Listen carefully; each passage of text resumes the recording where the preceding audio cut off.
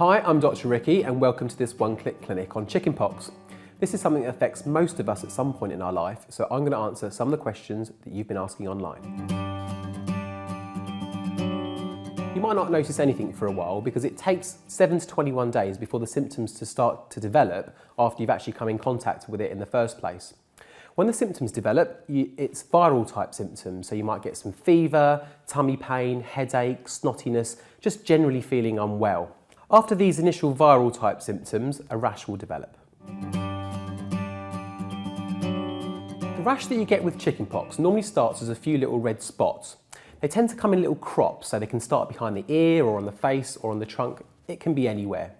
Those little red spots go on to get a little bit of fluid in them. They look like little blisters. That rash, over the course of time, tends to spread all over the body and it's really, really itchy. Over the course of a week or two, those little blistery spots will dry out and crust over and eventually will completely fall away. Chickenpox is a virus and it's really contagious. It's spread in the same way as you'd catch a cold or a flu. In other words, it's droplet spread, so if someone's coughing or sneezing or even just direct contact, you can pass the virus from one person to another. It's so contagious that if you're in the same room as someone who's got chickenpox for 15 minutes or so, you're really likely to catch it. The best way from stopping it spreading is to catch it, bin it, kill it. So use a tissue to catch a sneeze and make sure you wash your hands afterwards. Also, if you're with someone who really shouldn't be catching chickenpox, it's a good idea to avoid them altogether. Interestingly, chickenpox isn't just contagious for the time you've got the rash. You actually start being contagious from about 2 days before the rash has even started. In terms of when you stop being contagious, that actually happens about 5 days after the last spot has appeared. But to be on the safe side, some people wait until all the rash has crusted over. Chickenpox, like most other viruses, is quite a self-limiting condition. It just has to run its course. All you can do is take regular paracetamol, maybe use some calamine lotion if it's really itchy, but we really try and get you to stop scratching if possible. There are a few things you can do to reduce the amount of scratching and therefore the amount of scarring. You can use calamine lotion to soothe the skin. You can keep your fingernails nice and short to reduce any amount of damage you might do. And maybe wear cotton clothing which doesn't irritate the skin so much.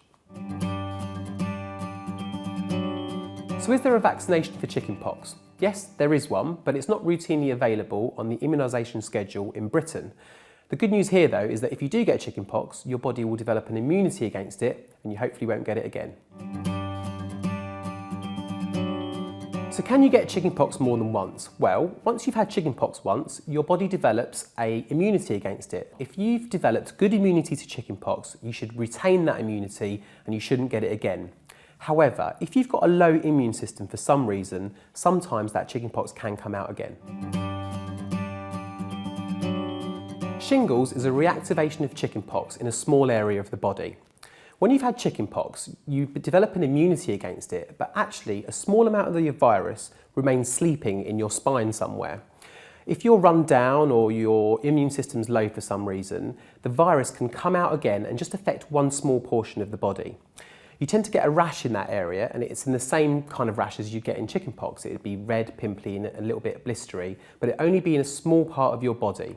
So if you've got a rash like that, remember it's still contagious and you need to use the same precautions as you would do with chickenpox. Normally chickenpox is quite self-limiting, but there are certain categories of people that need to be really careful if they've come into contact with chickenpox. One category is if you've got a low immune system for some reason. Some people on chemotherapy would have this. The other main reason is pregnant women. If a pregnant woman hasn't had chickenpox before and they've been exposed to chickenpox, it's really important that they see their GP as soon as possible.